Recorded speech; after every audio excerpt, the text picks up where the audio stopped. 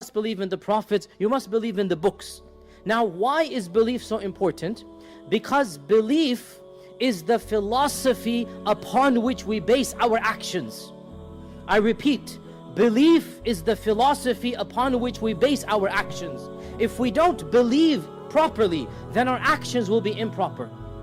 If we don't have the proper theology, if we don't have the proper religion of who created us and why we're here, then our actions will also not be proper. Conversely, if our iman is correct, then our amal will also be correct. That is the goal. That is the goal. The goal is not to buy a fancy watch, to go drive a fancy car, to get a fancy house. What would that do for us? I've seen it.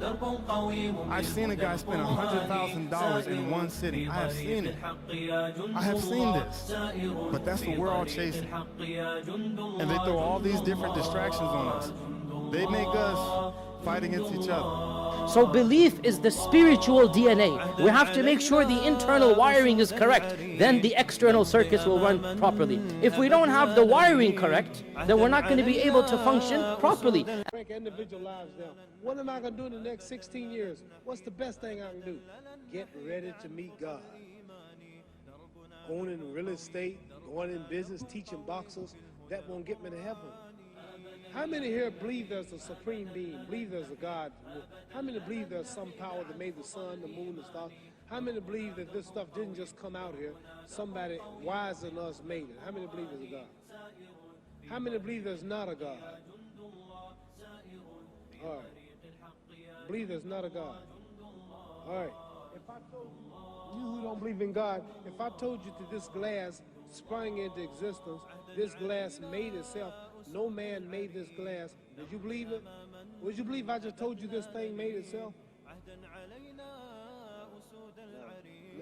When I tell you, you wouldn't believe it, right?